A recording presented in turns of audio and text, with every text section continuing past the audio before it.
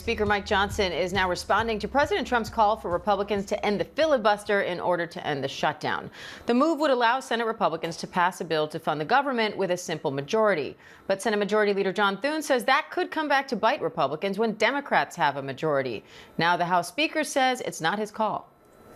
Not my issue, not something I get to even weigh in on. My opinion on this is not relevant. It's the senators. But I think that it just is another expression of the frustration, of the pressure that is being felt, the anger by the president and by me and all of us that we're in this situation at all.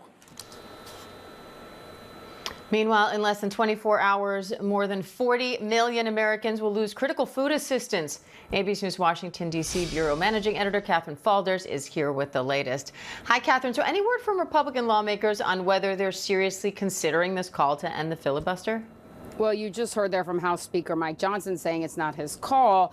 But we are hearing from at least a spokesperson for John Thune, of course, on the Senate side. Now, keep in mind, remember a couple weeks ago, John Thune was asked about this, and he said it wouldn't be the right call. And his spokesperson has just told us, ABC News in a statement, that Leader Thune's position on the importance of the legislative filibuster is unchanged. So that's significant to hear from him, or at least through a representative, in the wake of Trump's comments. And keep in mind that if this were to change in any way, it would be a major change to how the Senate operates. This would obviously allow Republicans to pass spending bills without a single Democratic vote. Trump has called it a nuclear option.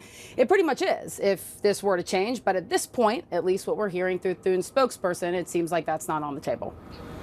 Meanwhile, Democrats say Republicans are refusing to use contingency funds to keep SNAP benefits going. But Speaker Johnson says there's no legal mechanism to do that. What's the latest on that front?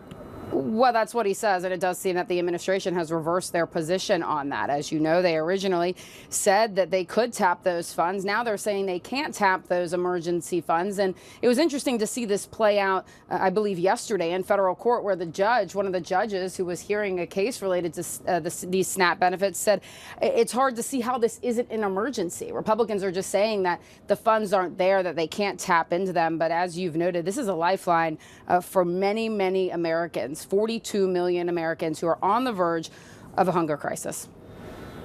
And our new polling shows more Americans blame President Trump and Republicans over Democrats for this shutdown. Could that sway lawmakers to strike a deal here?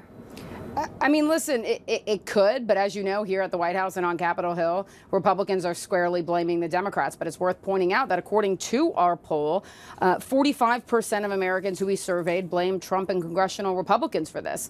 33% blame congressional Democrats, and 22%, according to our new poll, say they are not sure.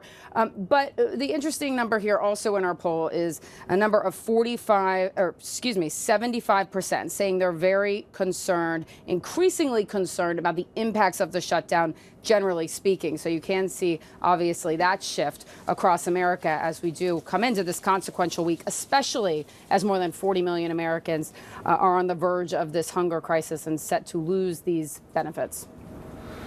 All right, Katherine Faulders, thank you.